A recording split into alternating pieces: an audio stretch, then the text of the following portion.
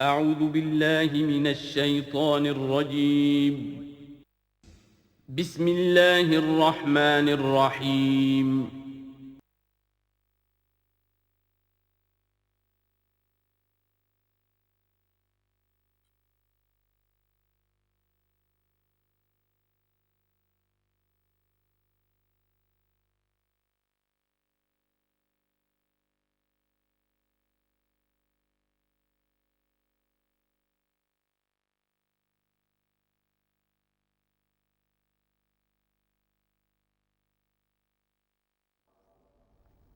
الحمد للہ وکفیٰ والصلاة والسلام علی عبادہ الذین اصطفیٰ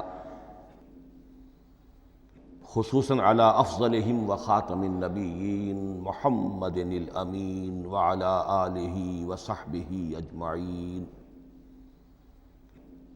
اما بعد فقد قال اللہ تبارک وتعالی کما ورد فی سورۃ الزخرف اعوذ باللہ من الشیطان الرجیم بسم اللہ الرحمن الرحیم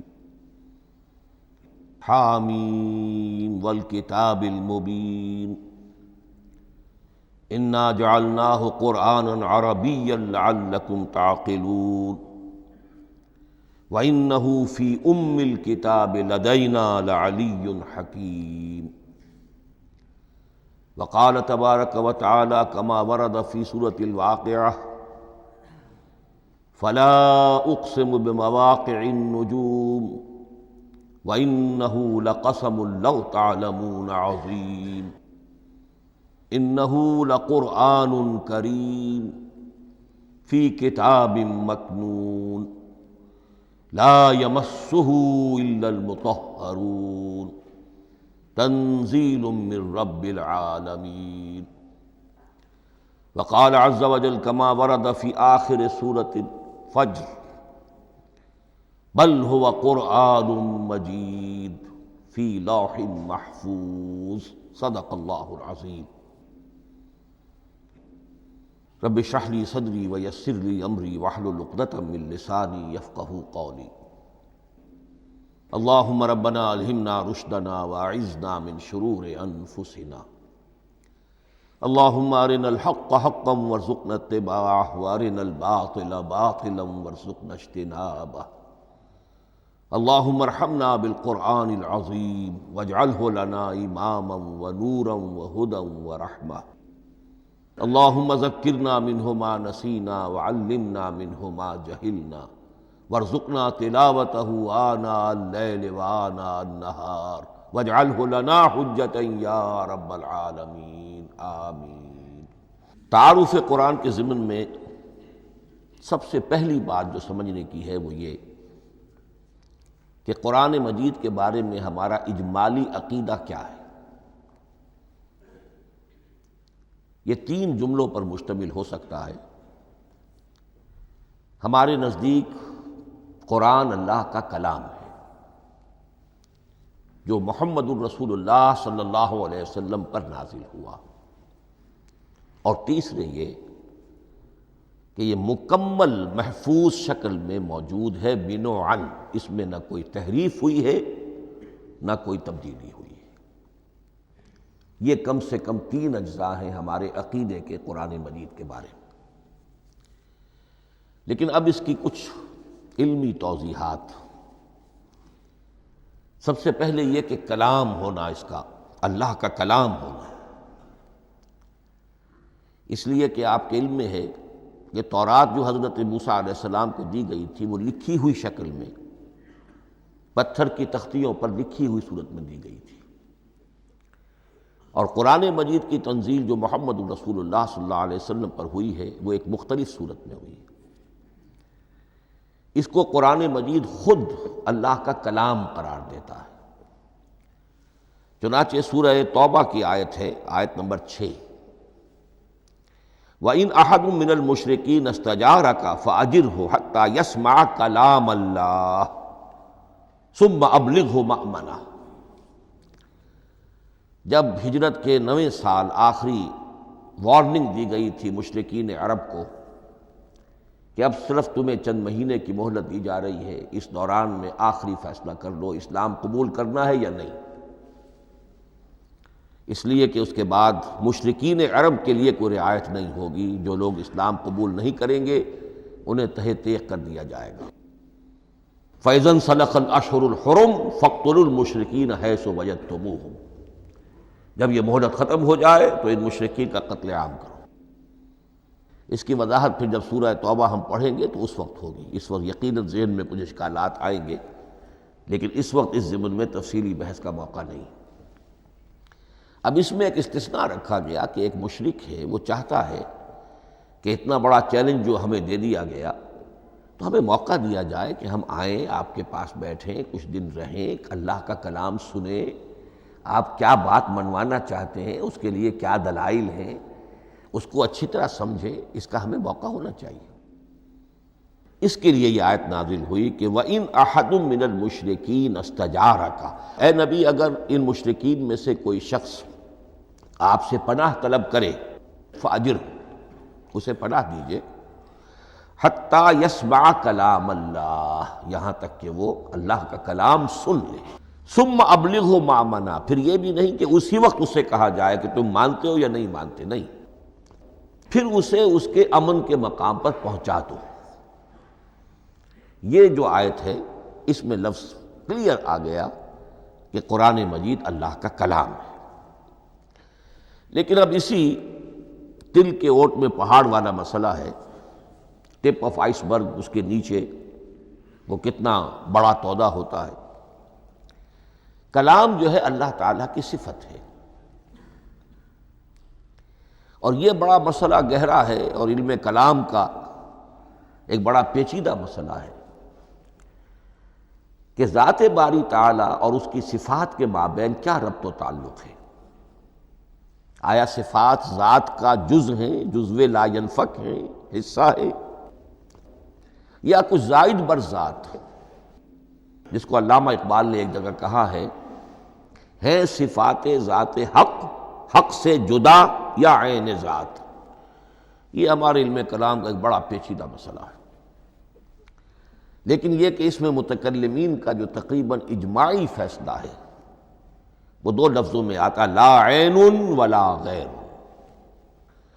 اللہ کی صفات نہ تو اس کی ذات کا عین ہے نہ اس کی ذات سے غیر ہے، بہت پیچیدہ شکل ہے، اور یہ بھی اس وقت کا میرا موضوع نہیں ہے، میں صرف کسی اور موضوع کے لیے صرف حوالے دے رہا ہوں۔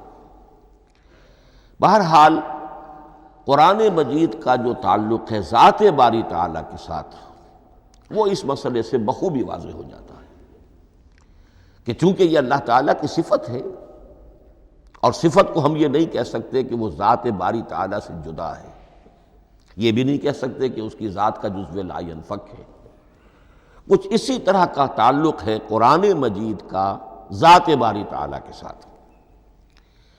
لیکن یہ مسئلہ قرآن مجید میں خود بیان ہوا، اور سورہ حشر کی آیت میں تو یہ فرمایا گیا، اللہ تعالیٰ نے اپنے اس کلام کی عظمت کو یوں بیان کیا، وہ عظمت کما ہیا، جیسے کہ وہ فی الواقع ہے، اور جس کا کہ گویا کہ پورا ادراک ہمارے لیے اپنی بہت سی محدودیتوں کی وجہ سے ممکن نہیں ہے، لیکن ایک تمثیل کے پیرائے میں سمجھایا، لو انزلنا ھذا القرآن علی جبل لرأیتہ خاشعا متصدعا من خشیۃ اللہ وتلک الامثال نضربها للناس لعلہم یتفکرون۔ اگر ہم نے اس قرآن کو کسی پہاڑ پر اتار دیا ہوتا تو تم دیکھتے کہ وہ دب جاتا اور پھٹ جاتا اللہ کے خوف سے۔ اور یہ مثالیں ہیں جو ہم لوگوں کے لیے بیان کرتے ہیں تاکہ وہ غور کریں، تدبر کریں، سمجھیں۔ ما لا یدرک کلہ لا یترک کلہ، اگرچہ بتمام و کمال عظمت قرآن کا فہم ان کے لیے ممکن نہیں ہے، لیکن کسی درجے میں تو کچھ انعکاس اس کا ہو جائے، کچھ اندازہ ہو جائے، انسان اپنی ذہنی سطح کے اعتبار سے، اس کی مناسبت سے کسی درجے میں عظمت قرآن کا اندازہ کر لے، تو اللہ تعالیٰ کے ان الفاظ کو سامنے رکھے کہ لو انزلنا ھذا القرآن علی جبل لرأیتہ خاشعا متصدعا من خشیۃ اللہ۔ اب اس آیت کو سمجھنے کے لیے سورہ اعراف کی آیت نمبر 143 کو سمجھنا ہوگا، اسی اصول کے تحت کہ القرآن یفسر بعضہ بعضا، قرآن کا ایک حصہ دوسرے حصے کی تشریح کرتا ہے۔ وہاں یہ واقعہ بیان ہوا ہے کہ حضرت موسیٰ علیہ السلام کو جب اللہ تعالیٰ نے کوہ طور پر طلب فرمایا 30 راتوں کے لیے، جس میں بعد میں 10 کا اضافہ کر کے وہ ایک 40 رات کا ایک کورس بنا، دن رات، اس موقع پر جو مخاطبہ الہی، مکالمہ الہی سے مشرف ہوئے حضرت موسیٰ علیہ السلام، تو ان کی آتش شوق بھڑکی اور انہوں نے بڑی جرأت کر کے یہ درخواست کر دی، رب ارنی انظر الیک، پروردگار مجھے اپنا دیدار بھی عطا فرما، مجھے موقع عنایت فرما، میں تجھے دیکھ سکوں۔ یہ ان کی وہ آتش شوق کا مسئلہ ہے، لیکن جواب کیا ملا؟ لن ترانی، تو مجھے ہرگز نہیں دیکھ سکتے، ولیکن انظر الی الجبل فإن استقر مکانہ فسوف ترانی۔ لیکن ظاہر بات ہے کہ حضرت موسیٰ علیہ السلام کو بات سمجھانے کے لیے کچھ مشاہدہ بھی کرانا تھا۔ فرمایا تم مجھے نہیں دیکھ سکتے، البتہ اس سامنے کے پہاڑ پر نگاہ جماؤ، ہم اس پر اپنی ایک تجلی ڈالیں گے۔ یہ اگلی الفاظ کے اندر وضاحت ہے، میں یہاں پہلے سے بیان کر رہا ہوں سمجھانے کے لیے۔ اگر وہ پہاڑ ہماری اس تجلی کو، تجلی کسے کہتے ہیں؟ جلا، روشنی، تو اللہ تعالیٰ کی طرف سے کوئی خاص اس کے نور کا جب پرتو ہوتا ہے کسی شے پر تو وہ اس کی تجلی ہے۔ ہم اپنی ایک تجلی اس پہاڑ پر ڈالیں گے، اگر وہ اس کو جھیل جائے، اپنی جگہ کھڑا رہ جائے، تو تم سمجھنا کہ شاید تم بھی ہمیں دیکھ سکو۔ فلما تجلی ربہ للجبل، اب یہاں وہ لفظ آ گیا، جب اللہ نے تجلی اپنی پہاڑ پر ڈالی، جعلہ دکا وخر موسیٰ صعقا، وہ پہاڑ ریزہ ریزہ ہو گیا اور حضرت موسیٰ بے ہوش ہو کر گر گئے۔ اب یہ بے ہوش ہو کر گر جانا، جبکہ وہ تجلی براہ راست بھی نہیں ہے، بالواسطہ ہے۔ مشاہدہ جو کر رہے حضرت موسیٰ وہ بالواسطہ ہے، تجلی پہاڑ پر ہے، لیکن یہ کہ اس کا بھی بالواسطہ اس کا جو ہوا ہے، اس کی جو تاثیر ہوئی حضرت موسیٰ علیہ السلام پر کہ وہ اس کی تاب نہ لا سکے اور بے ہوش ہو کر گر گئے۔ یہاں سے یہ بات سمجھ میں آتی ہے کہ یہ تجلی یہ ذات باری تعالیٰ تھی جس نے کوہ طور کو جلا کر بھسم کر دیا یا ٹکڑے ٹکڑے کر دیا، ریزہ ریزہ کر دیا۔ اب ذات الہی کے ساتھ جو تعلق ہے کلام الہی کا، اور یہ صفت جو لا عین ولا غیر کے درجے میں ہے ذات کے ساتھ، تو وہی تاثیر اس کلام الہی کی بھی ہے۔ لو انزلنا هذا القرآن على جبل لرأيته خاشعا متصدعا من خشية الله وتلك الامثال نضربها للناس لعلهم يتفكرون۔ اس حقیقت کو اس دور میں میں اپنے مطالعے کی محدودیت کا اعتراف کرتے ہوئے عرض کر رہا ہوں کہ میرے نزدیک جس قدر پرشکوہ انداز میں علامہ اقبال نے بیان کیا ہے اسی کیفیت کو وہ شاید اس کی کوئی مثال نہ مل سکے۔ فاش گویم آنچ در دل مضمر است، یہ کتابیں نیست چیزیں دیگر است۔ میں صاف ہی کہہ دیتا ہوں جو میرے دل میں چھپی ہوئی بات ہے۔ فاش گویم آنچ در دل مضمر است، یہ کتابیں نیست، اس قرآن کو کتاب نہ سمجھنا، یہ کچھ اور شے ہے، چیزیں دیگر است۔ اب وہ چیزیں دیگر کیا ہے؟ وہی جو میں نے عرض کیا، ذات باری تعالیٰ اور کلام کا صفت باری تعالیٰ ہونا، اس کے بنا پر جو مناسبت ہے، جو قرب ہے، جو مشابہت ہے۔ مثل حق پنہاؤ ہم پیداستو، زندہ و پائندہ و گویاستو۔ اس کلام میں اللہ تعالیٰ کی ساری صفات کا انعکاس موجود ہے۔ یہ بات ویسے بھی سمجھ میں آتی ہے، کوئی شخص ذرا گفتگو کرے، چند جملے جب وہ ادا کرے گا اپنی زبان سے تو معلوم ہو جائے گا کہ اس کے فہم کا، اس کی دانش کا، اس کے مطالعے کا حدود اربع کیا ہے اور اس کے ذہن کی سطح کیا، سمجھ میں آ جائے گی بات۔ اس لیے کہ کلام جو ہے وہ متکلم کی پوری شخصیت کی عکاسی کر رہا ہوتا۔ تانت بازی راگ پایا، چند جملے کسی نے کہا، پتہ چل گیا کہ یہ کس سطح کے آدمی ہیں، علمی اعتبار سے، معلوماتی اعتبار سے، تہذیبی اعتبار سے، کلچرڈ ہیں یا نہیں ہیں۔ یہ ساری باتیں چند جملوں میں واضح ہو جائیں گی۔ تو اللہ تعالیٰ کی بھی جملہ صفات کا عکس اس قرآن میں موجود ہے۔ ان میں سے جن چند چیزوں کا ذکر علامہ نے شعر میں کیا، وہ جو سورہ حدید کی آیت ہے، هو الاول والآخر والظاہر والباطن، اللہ الظاہر بھی ہے، الباطن بھی ہے، اتنا ظاہر کہ اس سے زیادہ ظاہر کوئی شے نہیں، اور اتنا باطن کہ اس سے زیادہ چھپی ہوئی کوئی شے نہیں۔ اسی لیے حضور سے جو منقول ہیں الفاظ کہ پروردگار انت الظاہر فلیس فوقک شیء وانت الباطن فلیس دونک شیء، یہی کیفیت قرآن کی ہے۔ مثل حق پنہاں و ہم پیداستو، پنہاں بھی ہے ظاہر بھی ہے، جیسے ذات باری تعالی، اور جیسے اللہ تعالیٰ کی شان ہے جو آیت الکرسی کے شروع میں آئی، الحی القیوم، مثل حق پنہاں و ہم پیداستو، زندہ و پائندہ و گویاستو۔ یہ قرآن جو ہے اللہ تعالیٰ کی صفات کا ایک عکس اپنے اندر رکھتا ہے۔ اس سے ذرا آگے چلیے، کلام کے بارے میں۔ اب کلام الہی ظاہر بات ہے کہ صفت ہے، اور صفت قدیم ہے۔ اللہ کی صفات حادث نہیں ہے،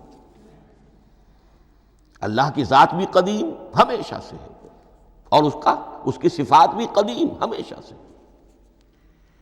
اور یہ جو کلام الہی ہے، ظاہر بات ہے کہ یہ جو ہماری زبان کے حروف و اصوات ہیں، کلام الہی تو ان سے منزہ ہے، مبرہ ہے، ماورا ہے، اعلیٰ ہے، عرفہ ہے۔ ہماری زبانوں کے حروف و اصوات، الفابیٹس جگہ جگہ تبدیل ہو جائیں گے، انگریزی کے کچھ اور ہیں، اردو کے کچھ اور ہیں، عربی کے کچھ اور ہیں۔ کلام الہی ان تمام سے آگاہ، عرفہ، منزہ اور مبرہ ہے۔ یہ کلام الہی جب بھی نازل ہوا ہے، ظاہر بات ہے حضرت موسیٰ پر اگر کتاب اتاری گئی، وہ بھی علم الہی سے آئی، لیکن وہ عبرانی زبان میں آئی۔ حضرت عیسیٰ علیہ السلام پر انجیل اتاری گئی، ہم یقین سے نہیں کہہ سکتے، دو میں سے کسی ایک زبان میں اتاری گئی ہوگی، یا عبرانی ہوگی، اس لیے کہ شام کے جس علاقے میں، فلسطین کے جس علاقے میں ان کی پیدائش ہوئی، اور جہاں وہ دعوت و تبلیغ کے لیے گھومتے رہے، اس کے عوام کی زبان تھی آرامی، اور خواص کی زبان تھی عبرانی، ہیبریو۔ تو یا تو وہ بھی تورات کی طرح عبرانی ہی میں نازل ہوئی تھی، یا آرامی میں ہوگی، لیکن اب کوئی نسخہ نہ ہیبریو کا، کوئی قدیم نسخہ دنیا میں موجود ہے، نہ آرامی کا۔ جو سب سے پرانا نسخہ ملتا ہے انجیل کا، وہ اس کا ترجمہ ہے، لیٹن زبان کا ترجمہ ہے، یا گریک ترجمہ ہے، اصل کوئی نہیں۔ بہرحال جب وہ کلام الہی محمد الرسول اللہ پر نازل ہوا، اب اس نے حروف و اصوات کا وہ جامہ پہنا کہ جو عربی زبان کے ہیں۔ یہی وجہ دیکھیے، میں نے جو آیت سورہ حامیم، یہ جو سلسلہ سور ہے اس میں سے سورہ زخرف کی آیت جو میں نے آپ کو سنائی، حامیم والکتاب المبین انا جعلناہ قرآنا عربیا لعلکم تعقلون، ہم نے بنا دیا ہے اپنے اس کلام کو قرآن عربی، اس کو عربی حروف و اصوات کا جامہ ہم نے پہنا دیا ہے۔ انا جعلناہ قرآنا عربیا لعلکم تعقلون، کہ چونکہ مخاطب اول جو قوم تھی امیین، ان کی زبان عربی تھی، لعلکم تعقلون، تاکہ تم اس کو سمجھ سکو۔ اب اس سے آگے چلیے، اصل قرآن مجید کے 3 مقامات سے معلوم ہوتا ہے، اصل قرآن اللہ کے پاس ہے۔ یہ قرآن جو ہمارے پاس ہے، مصحف ہے، مصحف عثمان رضی اللہ تعالی عنہ، یہ اس قرآن کی مصدقہ نقل ہے۔ اصل قرآن کہاں ہے؟ ایک جگہ فرمایا بل ہوا قرآن مجید فی لوح محفوظ، لوح محفوظ میں ہے، اصل قرآن وہاں ہے۔ اسی طریقے سے اسی سورہ زخرف کی اگلی آیت کیا ہے؟ ہم نے اسے عربی قرآن بنا کر اتارا، لیکن اصل قرآن کیا ہے؟ وَإِنَّهُ فِي أُمِّ الْكِتَابِ لَدَيْنَا لَعَلِيٌّ حَكِيمٌ، حقیقت میں تو یہ ام الکتاب میں ہے جو ہمارے پاس ہے، اور علی ہے بہت بلند، حکیم بڑی حکمت والا، یا محکم مضبوط، حکیم کے دونوں معنی ہیں۔ استحکام بھی اسی ہے کاف اور میم کے مادے سے بنا ہے، کسی شے کا پختہ ہو جانا، مضبوط ہو جانا، اور عقل کی پختگی وہ حکمت ہے، وہ دانائی ہے۔ اس اعتبار سے نوٹ کیجئے اصل قرآن کہاں ہے؟ لوح محفوظ میں۔ اصل قرآن کہاں ہے؟ ام الکتاب میں۔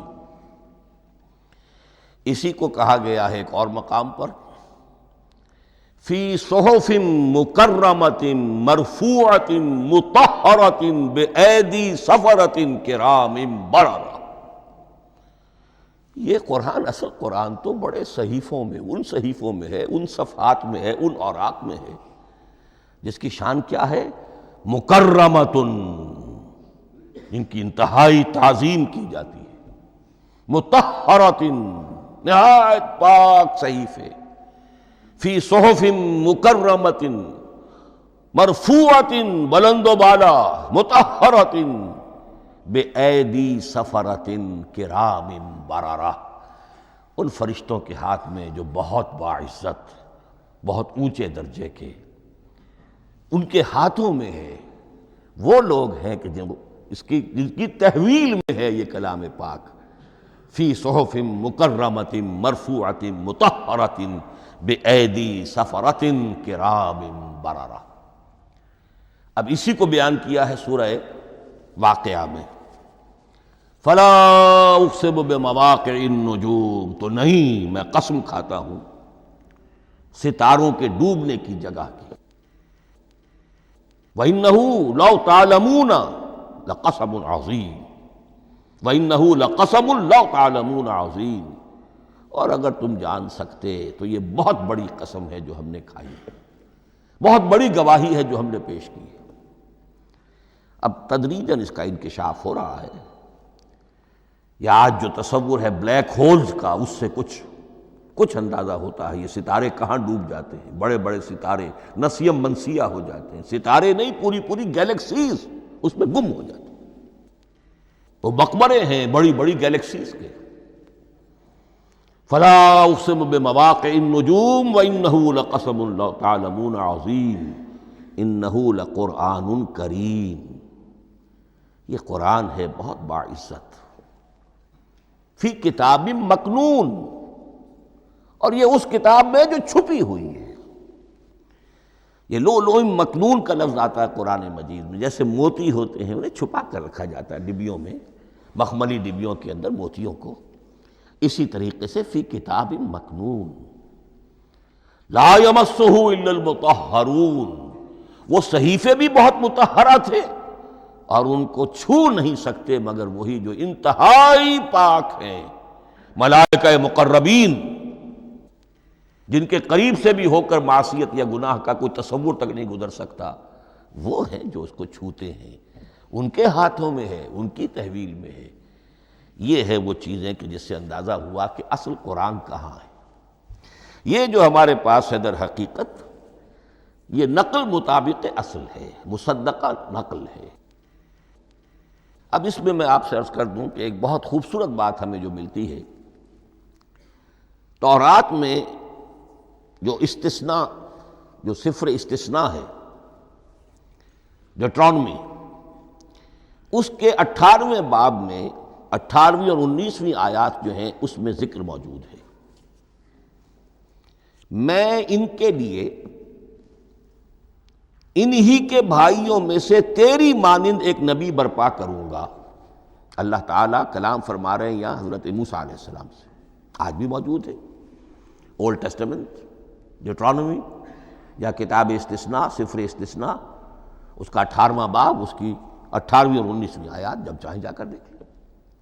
میں ان کے لیے ان کے بھائیوں ہی میں سے تیری مانند ایک رسول اٹھاؤں گا، میں ان کے لیے انہی کے بھائیوں میں سے تیری مانند ایک نبی برپا کروں گا اور اپنا کلام اس کے منہ میں ڈالوں گا، اور جو کچھ میں اس سے کہوں گا وہی وہ ان سے کہے گا۔ یہ ہے جو پیشین گوئی ہے محمد الرسول اللہ صلی اللہ علیہ وسلم کی۔ اور یہاں وہ فرق واضح کر دیا گیا، اے موسیٰ تم سے تو یا تو ہم نے کلام کیا ہے یا تمہیں جو کتاب دی ہے وہ لکھی ہوئی دی ہے، لیکن جو نبی تیری ہی مانند میں برپا کروں گا۔ اب اس میں بھی نوٹ کرنے کی بات ہے کہ حضرت موسیٰ کے مشابہ نبی اکرم صلی اللہ علیہ وسلم کے سوا کوئی نبی نہیں۔ صاحب کتاب وہ بھی تھے، صاحب کتاب محمد بھی ہیں، صاحب امت وہ بھی تھے، اور صاحب امت محمد رسول اللہ ہے تیری مانند۔ صاحب شریعت، حضرت عیسیٰ صاحب شریعت نہیں تھے، شریعت موسوی ہی کو نافذ کرنے کے لیے آئے تھے۔ ان کی حیثیت دین موسوی کے مجدد کی تھی، ویسے نبی تھے، اللہ کے فضل و کرم سے نبی تھے، اس میں کوئی شک نہیں، رسول تھے، لیکن یہ کہ ان کے کام کی نوعیت کیا تھی، اس لیے کہ کوئی نئی شریعت لے کر نہیں آئے۔ اب بھی انجیل میں الفاظ موجود ہیں، don't think I have come to destroy law, the Mosaic law جسے یہ کہتے ہیں، شریعت موسوی، وہ تم پر نافذ رہے گی، تم اس کی پابندی کرو گے، چونکہ صاحب شریعت رسول یا موسیٰ یا محمد صلی اللہ علیہ وسلم علیہ الصلوۃ والسلام۔ تو میں ان کے بھائیوں میں سے، اب بھائی کون ہوں گے؟ ظاہر بات ہے بنی اسرائیل، ان کے کزنز کون ہیں؟ بنی اسماعیل۔ بنی اسرائیلی تو جو بھی نبی ہے وہ انہی میں سے ہے، ان کے بھائیوں میں سے، تو بھائی تو ہوگا، ان کا کزن ہوگا، اب وہ کون ہے؟ بنی اسماعیل۔ تو ان کے بھائیوں میں سے گویا کہ غیر اسرائیلی جو ان کے قریب ترین قرابت دار ہوں گے وہ بنو اسماعیل ہیں۔ تیرے مانند صاحب شریعت نبی میں برپا کروں گا، لیکن اس پر جو میرا کلام اترے گا وہ کس شکل میں اترے گا؟ میں اپنا کلام اس کے منہ میں ڈالوں گا، اور پھر وہ جو کچھ کہے گا وہ وہی کہے گا جو میں نے کہا ہے۔ اب اس کے حوالے سے ایک بہت اہم بات سمجھ لیجئے، اور قرآن مجید کے دو اہم مقامات کی وضاحت اس سے ہو جائے گی۔ یہ کلام اللہ، قرآن مجید میں اس کو قول جبرائیل بھی کہا گیا ہے۔ کلام اللہ حضرت جبرائیل کے ذریعے سے جب ادا ہوا ہے تو قول جبرائیل ہے، اور پھر جب وہ محمد الرسول اللہ کی زبانی ادا ہوا تو قول رسول ہے، قول محمد ہے صلی اللہ علیہ وسلم۔ یہ قول اللہ بھی ہے، قول جبرائیل بھی ہے، اور قول محمد بھی ہے بیک وقت۔ یہ بات دیکھیے سورۃ تکویر، اذا الشمس کورت، انہ لقول رسول کریم ذی قوت عند ذی العرش مکین مطاع ثم امین وما صاحبکم بمجنون۔ یہ یہاں پر حضرت جبرائیل کا ذکر ہو رہا ہے۔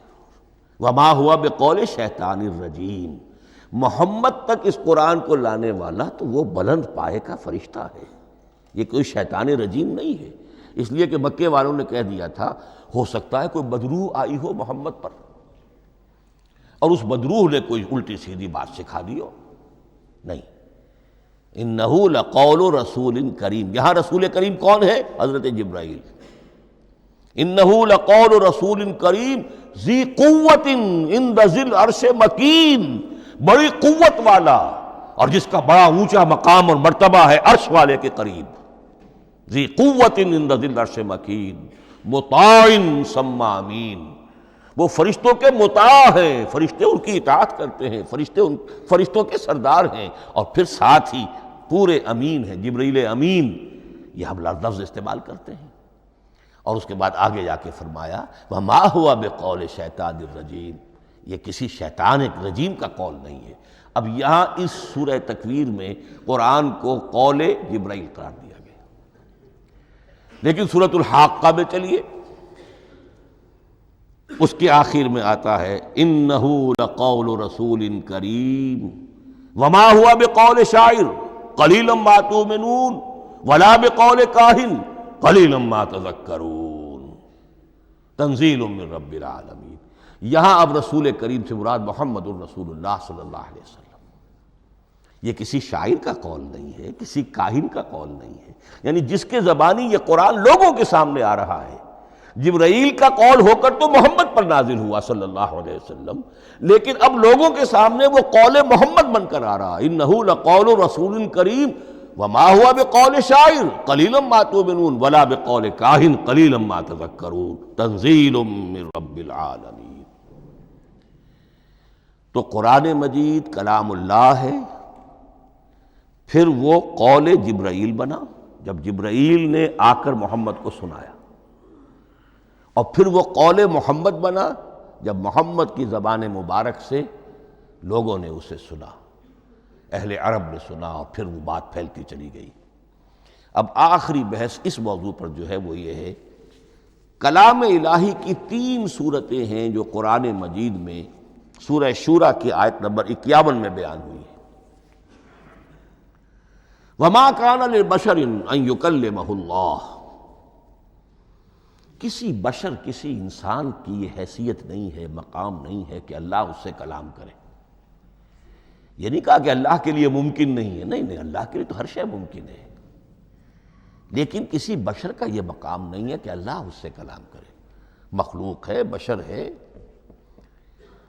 ما کان لبشر ان یکلمہ اللہ الا اب 3 شکلیں آئیں، الا وحیا او من وراء حجاب او یرسل رسولا فیوحی باذنہ ما یشاء انہ علی حکیم۔ 3 صورتیں ہیں کلام الہی کی۔ یا تو براہ راست اللہ وحی کرتا ہے بغیر کسی فرشتے کی درمیان میں ذریعہ بنائے ہوئے،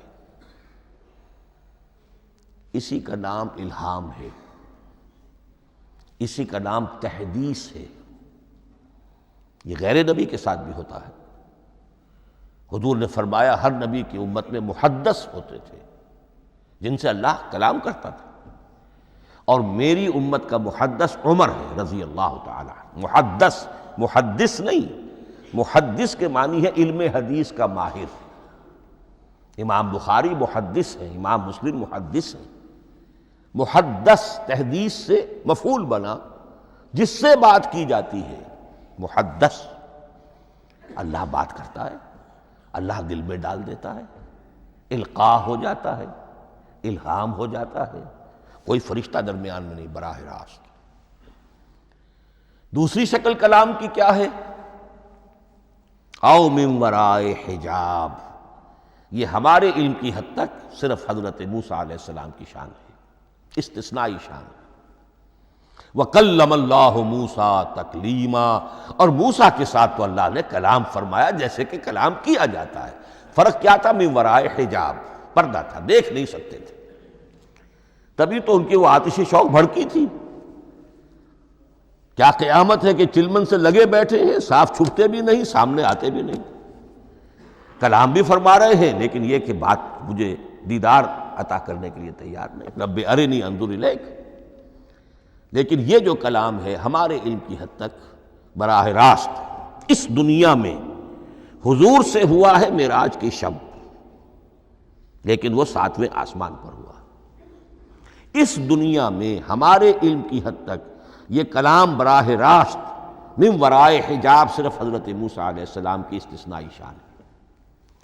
اور تیسرا ہے او یرسل رسولا فیوحی باذنہ ما یشاء، یا تیسری صورت یہ کہ اللہ کسی پیغامبر کو بھیجتا ہے جو وحی کرتا ہے جو اللہ چاہتا ہے۔ یہ تیسری شکل ہے وحی کی۔ قرآن مجید اس تیسری شکل میں نازل ہوا ہے محمد الرسول اللہ صلی اللہ علیہ وسلم پر۔ حضور کو جو الہام ہو جاتے تھے، جو حضور کو القاء ہو جاتا تھا، جو آپ کے دل میں براہ راست اللہ کی طرف سے وحی آتی تھی، وہ قرآن میں شامل نہیں ہے۔ اگرچہ حضور کے خواب بھی سچے تھے، وہ بھی اللہ کی طرف سے ہوتے تھے، شیطان کی آمیزش نہیں ہو سکتی تھی، لیکن یہ بھی قرآن میں شامل نہیں ہے۔ قرآن میں شامل ہے تیسری قسم کی وحی، او یرسل رسولا، پھر ہم بھیجتے ہیں ایک پیغامبر کو فرشتوں میں سے، اللہ یستفی من الملائکۃ رسلا ومن الناس، اللہ چن لیتا ہے فرشتوں میں سے بھی اپنا پیغامبر اور انسانوں میں سے بھی۔ تو فرشتے کے ذریعے سے ایک فرشتہ جو اللہ سے لیتا ہے اور انسان رسول انسان تک پہنچا دیتا ہے۔ اب وہ رسول انسان، رسول بشر جو ہے وہ اپنے ہم نوع ہم جنس لوگوں کو پہنچا۔ تو اللہ یستفی من الملائکۃ رسلا ومن الناس، یہاں وہی بات فرمائی، او یرسل رسولا فیوحی باذنہ ما یشاء، پھر وہ وحی کرتا ہے اللہ کے حکم سے جو اللہ چاہتا ہے۔ یہ کلام الہی کی یہ تیسری شکل ہے جو محمد الرسول اللہ صلی اللہ علیہ وسلم پر نازل ہوا، اور وہ ہے قرآن حکیم۔ اب ایک اور بحث جو علمی ہے وہ یہ ہے کہ حضور پر جو اس کا نزول ہوا اس کی کیفیات کیا تھی۔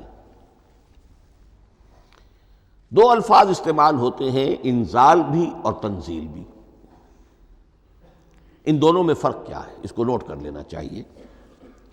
لغوی اعتبار سے جان لینا چاہیے، نزل ینزل کسی کا خود اترنا، نازل ہونا، اترنا۔ انزل ینزل دفعتاً اتار دینا، کسی اور نے کسی شے کو دفعتاً نیچے اتار دیا۔ یہی مفہوم نزلہ کے ساتھ بے لگ جائے تو آ جاتا ہے، با کے ساتھ نزلہ بہی، یہ اتارنے کے مفہوم میں آئے گا۔ لفظی ترجمہ یہ بھی کر سکتے وہ اترا اس شے کے ساتھ۔ نزل بہ الروح الامین، اس کو لے کر نازل ہوا خود روح الامین فرشتہ علی قلبک، اے محمد صلی اللہ علیہ وسلم آپ کے قلب مبارک پر۔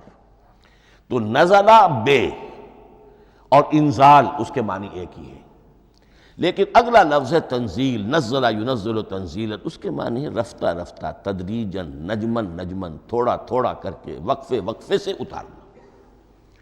جیسے عربی میں اعلام کہیں گے کسی کو کچھ بتا دینا، باخبر کر دینا، مطلع کر دینا، بھائی مطلع کر دیا میں نے، اب تم جانو تمہارا کام، یہ اعلام کہلائے گا۔ تعلیم کسے کہتے ہیں؟ سکھانا، درجہ بدرجہ، دیکھنا اس کی استعداد کیا ہے، آج یہ کیا بات سمجھ سکتا ہے، میں اتنے ہی درجے تک سمجھاؤں، اب کل میں اسے مزید سمجھاؤں گا، پرسوں مزید سمجھاؤں گا۔ یہ درجہ بدرجہ کسی شے کو سمجھانا، یہ تعلیم ہے۔ تو انزل ینزل انزالا، یہ ہے اتار دینا دفعتاً، اور نزل ینزل تنزیلا، یہ ہے تدریجاً اتارنا۔ اب قرآن مجید کے لیے یہ دونوں الفاظ مستعمل ہیں، لیلۃ القدر اور لیلۃ المبارکہ۔ اب یہ دو بھی نوٹ کر لیجئے، قرآن مجید میں چونکہ اہم مضامین کم سے کم دو جگہ پر ضرور آتے ہیں۔ انا انزلناہ فی لیلۃ القدر، یہاں انزلنا ہے، نزلنا نہیں ہے، انزلنا ہے، ہم نے اتارا اس کو لیلۃ القدر میں۔ اور باقی صورت تو آپ کو یاد ہوگی، وما ادراک ما لیلۃ القدر، لیلۃ القدر خیر من الف شہر، تنزل الملائکۃ والروح فیہا باذن ربہم من کل امر، سلام ہی حتی مطلع الفجر۔ لیکن یہ اہم مضمون قرآن مجید میں دوسری جگہ بھی ہے۔ سورہ دخان کے شروع میں فرمایا حامیم والکتاب المبین انا انزلناہ فی لیلۃ مبارکۃ انا کنا منذرین فیہا یفرق کل امر حکیم امرا من عندنا انا کنا مرسلین رحمتا من ربک انہ هو السمیع العلیم۔ یہ لیلۃ المبارکہ ہے، ایک ہی ہے، لیلۃ القدر اور لیلۃ المبارکۃ، ان دونوں کے لیے وہی انزلنا کا لفظ آیا۔ لیکن یہ کہ سابقہ کتابوں کے اعتبار سے قرآن مجید کا فرق واضح کیا گیا ہے۔ مثلا سورہ نساء کی آیت نمبر 136 بہت نمایاں ہے، بہت نمایاں ہے۔ وہاں فرمایا گیا یا ایھا الذین آمنوا آمنوا باللہ ورسولہ والکتاب الذی نزل علی رسولہ والکتاب الذی انزل من قبل۔ اے ایمان کے دعوے دارو، حقیقتاً ایمان لاؤ، ایسے ایمان لاؤ جیسے ایمان لانے کا حق ہے، اللہ پر بھی اور اس کے رسول پر بھی، اور اس کتاب پر بھی جو اللہ نے اپنے رسول پر نازل فرمائی، اور اس کتاب پر بھی جو اللہ نے پہلے نازل فرمائی۔ لیکن نازل کے لیے یہاں آیا حضور کے لیے والکتاب الذی نزل علی رسولہ، تنزیل کی شکل میں، اور تورات کے لیے والکتاب الذی انزل من قبل، وہ تو دفعۃ واحدا لکھی ہوئی تختیوں کی شکل میں حضرت موسیٰ علیہ السلام کو دے دی گئی تھی۔ تو یا ایھا الذین آمنوا آمنوا باللہ ورسولہ والکتاب الذی نزل علی رسولہ والکتاب الذی انزل من قبل۔ یہ جو تنزیل ہوئی ہے حضور پر، یعنی لیلۃ القدر میں جو رمضان مبارک میں ہے، پورا قرآن لوح محفوظ سے، کتاب مکنون سے، ام الکتاب سے نقل کر کے اتار دیا گیا سمائے دنیا تک۔ پہلا آسمان جسے ہم کہتے ہیں سمائے دنیا، وہ آسمان جو قریب ترین ہے دنیا کے، وہاں سے اب یہ درجہ بدرجہ تھوڑا تھوڑا چند آیتیں، چند سورتیں، پھر آیتیں، پھر سورتیں، یہ نازل ہوا محمد الرسول اللہ صلی اللہ علیہ وسلم پر۔ گویا کہ پہلا مرحلہ انزال کا ہے، پورا قرآن لوح محفوظ یا کتاب مکنون یا ام الکتاب سے نقل کر کے اتار دیا گیا سمائے دنیا تک۔ یہ ہے انزل ینزل انزالا، انا انزلناہ فی لیلۃ القدر انا انزلناہ فی لیلۃ مبارکہ۔ لیکن محمد الرسول اللہ پر یہ نازل ہوا اب تھوڑا تھوڑا، نجمن نجمن، درجہ بدرجہ، تدریجاً۔ یہ ہے تنزیل۔ اس تنزیل کی حکمت قرآن مجید میں بیان ہوئی ہے، اور اس اعتبار سے کہ اہل عرب نے، اہل مکہ نے اعتراض کیا تھا کہ یہ پورا قرآن کیوں نہیں محمد ایک ہی مرتبہ پیش کر دیتے صلی اللہ علیہ وسلم۔ اس میں جو چیز مضمر تھی وہ یہ تھی کہ چونکہ یہ حقیقت میں اللہ کا کلام نہیں ہے، یہ محمد کا اپنا کلام ہے، تو کوئی شاعر دنیا میں ایسا نہیں ہے جو ایک دم اپنا پورا دیوان دے دے۔ وہ تو ساری عمر میں تھوڑا تھوڑا، آج غزل کہی، کل قصیدہ کہا، پرسوں کچھ اور کہا، پھر وہ جمع ہوتا ہے تو وہ دیوان بنتا ہے۔ اسی طریقے سے تو یہ کر رہے ہیں۔ اگر یہ اللہ کا کلام ہوتا تو بیک وقت آ جاتا۔ یہ تو ذرا محنت کرتے ہیں، کچھ اس کے اندر اس کو اپنی محنت سے کوشش کر کے کچھ موضوع کرتے ہیں، کلمات، الفاظ، اور اس طریقے سے رفتہ رفتہ لے کر آ رہے ہیں۔ اس لیے ان کا اعتراض نقل ہوا ہے یہ وَقَالَ الَّذِينَ كَفَرُوا لَوْلَا نُزِّلَ عَلَيْهِ الْقُرْآنُ جُمْلَةً وَاحِدَةً، انہوں نے کیوں نہیں اترا یہ قرآن پورا کا پورا ایک ہی بار؟ یہ اعتراض تھا۔ اس اعتراض کے جو جوابات دیے گئے ہیں وہ نوٹ کیجئے کہ لوگوں کے حق میں یہ مفید ہے، یہ پورے قرآن کا تحمل ایک وقت میں کر نہیں سکتے۔ یہ پورا قرآن تو ایک ہی مرتبہ اگر پہاڑ پر بھی اتار دیا جاتا تو وہ پھٹ جاتا، دب جاتا۔ وَقُرْآنًا فَرَقْنَاهُ لِتَقْرَأَهُ عَلَى النَّاسِ عَلَى مُكْثٍ وَنَزَّلْنَاهُ تَنزِيلًا، سورہ بنی اسرائیل آیت 106۔ یہ وہ قرآن ہے جس نے ہم نے جس کو ٹکڑے ٹکڑے کر کے، فرق نہ ہو، فرق توڑ دینا، تھوڑا تھوڑا کر کے ہم نے کر دیا، لِتَقْرَأَهُ عَلَى النَّاسِ عَلَى مُكْثٍ، تاکہ آپ اسے پڑھ کر سنائے لوگوں کو وقفے وقفے سے، تاکہ وہ سہار سکیں، سنبھال سکیں، برداشت کر سکیں۔ وَنَزَّلْنَاهُ تَنزِيلًا، اسی وجہ سے ہم نے اسے نازل کیا ہے بطرز تنزیل، بطرز انزال نہیں، بطرز تنزیل۔ وَقُرْآنًا فَرَقْنَاهُ لِتَقْرَأَهُ عَلَى النَّاسِ عَلَى مُكْثٍ وَنَزَّلْنَاهُ تَنزِيلًا۔ ایک حکمت تو ہو گئی عوام کے لیے، ایک حکمت خود رسول کے لیے صلی اللہ علیہ وسلم۔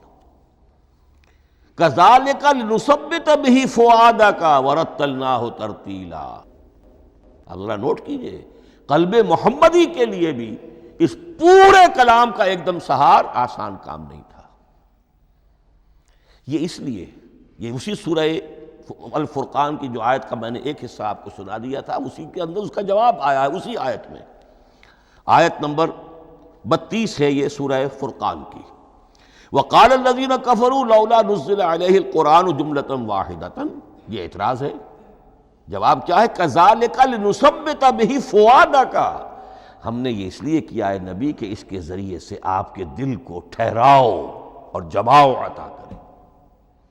یہ ایک دم اس کا اتر جانا، اِنَّا سَنُلْقِي عَلَيْكَ قَوْلًا ثَقِيلًا، بڑا بھاری بوجھ ہے، ناقابل برداشت ہے، تاکہ رفتہ رفتہ آپ کا دل، اس کے اندر تقویت بڑھتی چلی جائے، اس کے اندر اور اس کا تحمل جو ہے، اس کی صلاحیت بڑھتی چلی جائے۔ كَذَلِكَ لِنُثَبِّتَ بِهِ فُؤَادَكَ وَرَتَّلْنَاهُ تَرْتِيلًا، اسی لیے ہم نے تھوڑا تھوڑا کر کے نازل کیا ہے۔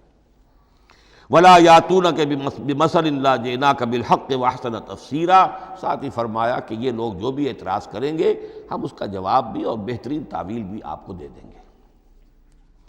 اب اگلی بحث یہ ہے یہ قرآن کب اور کہاں نازل ہوا۔ یہ عام معلوماتی شے ہے، اس میں کوئی پیچیدگی نہیں ہے، لیکن اس کی اہمیت ہے بہت ضروری ہے، وہ میں انشاءاللہ اگلی بحث میں جب کہ قرآن کے سمجھنے کے جو اصول ہیں ان کو بیان کروں گا تو وضاحت سے بات آئے گی۔ یہ کہ یہ عام معلوماتی ایک ہمارے ذہن میں خاکہ رہنا چاہیے، زمان و مکان کا کیا رشتہ ہے قرآن کے ساتھ۔ قرآن نازل کب ہوا؟ ہمارا چونکہ عام طور پر جو معمول ہے، ہم تو جو کرسچین ایرا ہے اس کے حوالے سے ہمارے ذہن کے اندر سارا حساب کتاب ہے، تو سن 610 عیسوی سے لے کر 632 عیسوی تک شمسی حساب سے 22 سالوں میں قرآن نازل ہوا ہے۔ 571 حضور کی ولادت کا سال ہے، 571 عیسوی۔ 610 میں آپ 39 سال کے ہوئے، لیکن قمری حساب سے 40 کے ہو چکے۔ 610 میں قرآن کی تنزیل شروع ہوئی اور 632 میں آپ کا انتقال ہوا۔ 22 برس زمانی اعتبار سے نقشہ ذہن میں رکھیے، اور اسے ہم اگر دوسرے حساب سے کہیں گے تو عام الفیل، وہ جو ابرہہ آیا تھا بیت اللہ کو ڈھانے کے لیے، وہ سال عربوں میں بہت مشہور ہو گیا تھا، اور وہی سال حضور کی ولادت کا ہے، تو عام الفیل ہی میں حضور کی ولادت ہوئی، لہذا 40 عام الفیل میں قرآن مجید کا نزول شروع ہوا، اور 11 ہجری تک یہ 23 برس بنتے ہیں قمری حساب سے۔ ایک رائے یہ بھی ہے کہ قرآن کا نزول 20 برس میں ہوا ہے، اور اس میں وضاحت یہ ہے کہ پہلے 3 سال اللہ تعالیٰ نے ایک فرشتے کو، حضرت اسرافیل علیہ السلام کو مامور کیا تھا حضور کی تعلیم پر۔ دنیاوی اعتبار سے حضور نے کوئی تعلیم حاصل نہیں کی، آپ امی تھے،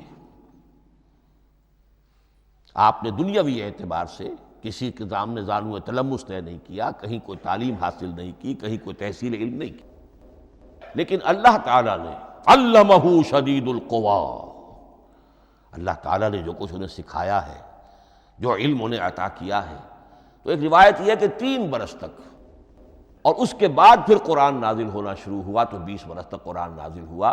لیکن وہ لوگ بھی مانتے ہیں کہ سورہ علق کی آیتیں نازل ہو چکی تھی، پھر 3 برس کا وقفہ ہے۔ سورہ علق کی آیتیں کیا ہیں؟ جو پہلی وحی ہے، اقرأ بسم ربک الذی خلق، خلق الانسان من علق، اقرأ وربک الاکرم الذی علم بالقلم، علم الانسان ما لم یعلم۔ گویا کہ بسم اللہ ہو رہی ہے محمد الرسول اللہ صلی اللہ علیہ وسلم کی تعلیم کی، اور جن گھرانوں میں یہ رواج ابھی تک چل رہا ہو، بسم اللہ بچوں کی کراتے ہیں، ایک تقریب کی شکل میں منعقد کرتے ہیں، ہمارے ہاں یہ رواج تھا، اب ہم چھوڑ چکے ہیں، کہ جو تقریب بھی حضور کی اور صحابہ کی زندگیوں سے ثابت نہ ہو، ہمیں کوشش کرنی چاہیے کہ ان تقریبات کا سلسلہ منقطع کریں۔ ما انا علیہ واصحابی، ہماری تقریبات جو ہیں وہ بس وہیں تک محدود رہنی چاہیے۔ بہرحال وہ جو ایک چلتی ہے روایت، 4 سال 4 مہینے 4 دن کا بچہ یا بچی ہے تو بسم اللہ یہی آیتیں پڑھی جاتی ہیں، پڑھ تو نہیں سکتا، انگلی رکھ کر پڑھانے والا کوئی عالم دین بیٹھ جاتا ہے سامنے، وہ نہا دھو کر بچہ یا بچی بیٹھی ہوئی ہے، اور اس کو اقرأ بسم ربک الذی خلق، خلق الانسان من علق، اقرأ وربک الاکرم الذی علم بالقلم، علم الانسان ما لم یعلم۔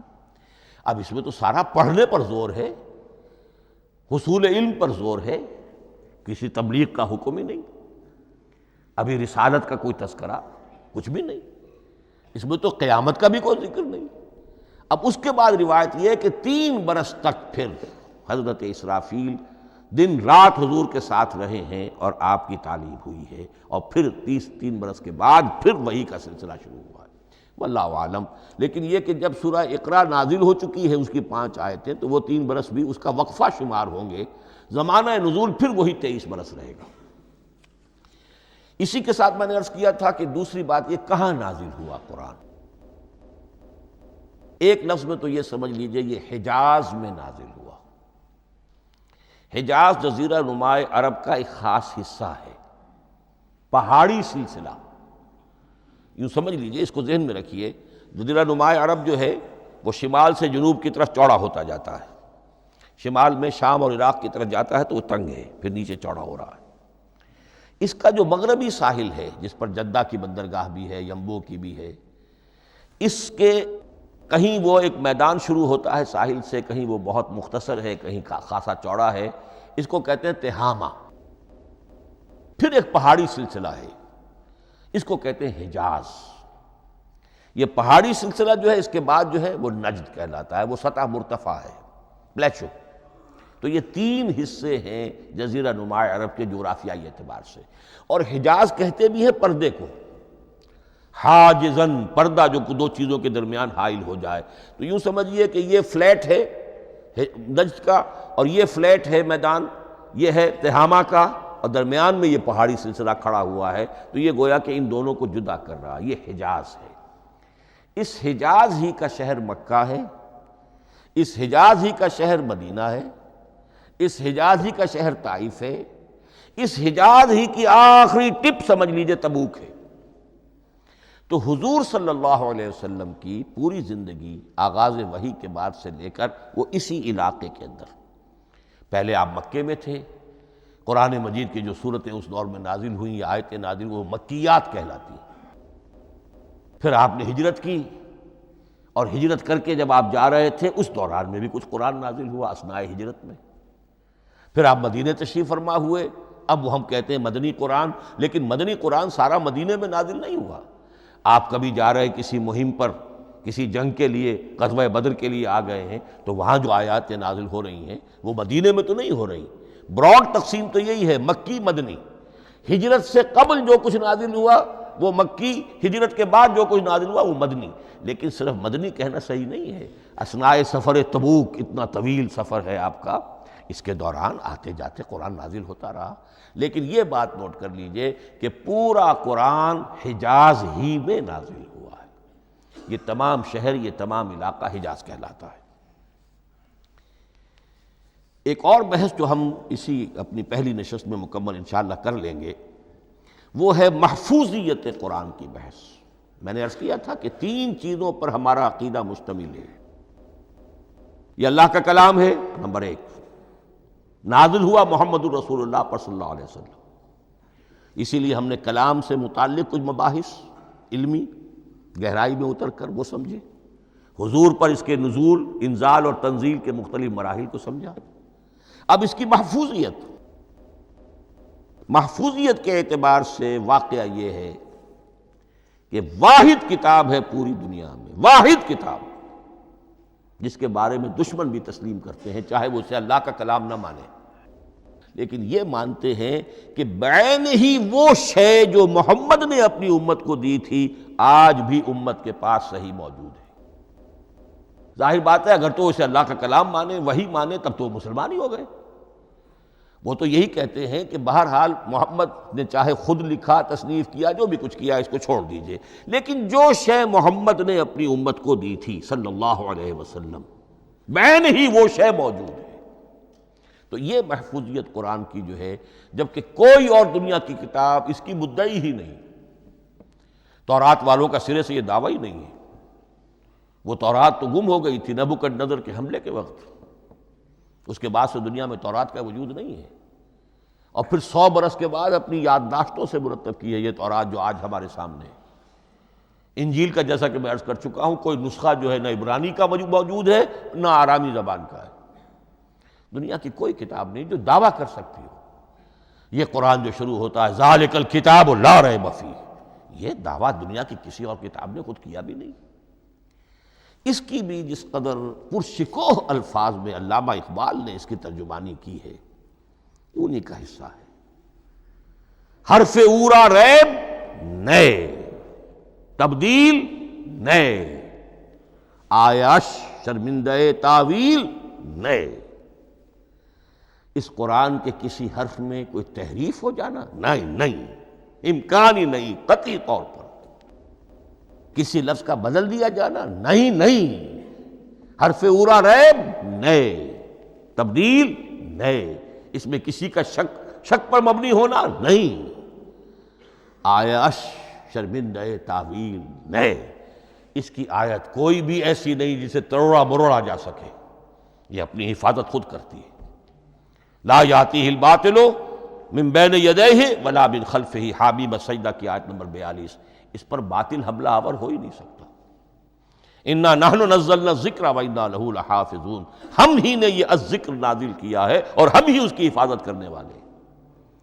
جہاں تک پہلے ٹکڑے کا تعلق ہے اس آیت مبارکہ کا، اس میں تو تورات بھی آئے گی۔ تورات کس نے نازل کی؟ اللہ نے نازل کی۔ انجیل کس نے نازل کی؟ اللہ نے نازل کی۔ انا انزلنا التوراۃ فیہا ھدی ونور، یہ سورہ مائدہ میں الفاظ ہیں۔ انجیل کے بارے میں بھی ہم نے انجیل عطا کی عیسیٰ کو، فیہ ھدی ونور، لیکن یہ کہ انا نحن نزلنا الذکر، اس کو اس قدر تاکید کے ساتھ کہہ کر وَإِنَّا لَهُ لَحَافِظُونَ، اور ہم ہی اس کے محافظ ہیں۔ لیکن اس موضوع پر اہم ترین مقام جو ہے قرآن مجید کا، وہ سورہ قیامہ کی یہ آیات ہے، لا تحرک بہ لسانک لتعجل بہ۔ جب قرآن نازل ہوتا تھا حضور جلدی جلدی زبان کو حرکت دیتے تھے، یاد کر لیں، مبادا کہیں بھول جاؤں، مبادا کوئی لفظ جو ہے تبدیل ہو جائے۔ یہ مشقت جو آپ جھیل رہے تھے، اس سے اللہ نے روک دیا از راہ شفقت اور محبت۔ لا تحرک بہ لسانک لتعجل بہ ان علینا جمعہ وقرآنہ، ہمارے ذمے ہے اس کو جمع کر دینا، آپ کے سینے میں جمع کر دیں گے اس کو۔ اور صرف جمع کرنا نہیں، قرآن، ترتیب۔ قرآن ہوتا ہے پڑھا جاتا ترتیب سے، یعنی ترتیب نزولی۔ یہ بعد میں ہماری علیحدہ بحث بھی آئے گی کہ ترتیب نزولی اور ہے، ترتیب مصحف اور ہے، یہ ترتیب بھی ہم کروا دیں گے، یہ بھی ہمارے ذمے ہے۔ ان علینا جمعہ وقرآنہ فاذا قرأناہ فاتبع قرآنہ، پھر جب ہم جس ترتیب سے پھر آپ کو پڑھائیں اسی ترتیب کی پیروی کیجیے۔ یہ جو ہے کہ قرآن کا جمع اور تدوین، یہ بھی اللہ تعالیٰ نے اس کی ضمانت لی، اور اس کی ترتیب بھی اللہ تعالیٰ ہی کی ضمانت سے ہے۔ اس اعتبار سے محفوظیت قرآن کے یہ دونوں پہلو ہمارے سامنے رہنے چاہیے۔ بارک اللہ لی ولکم فی القرآن العظیم ونفعنی وإیاکم بالآیات والذکر الحکیم۔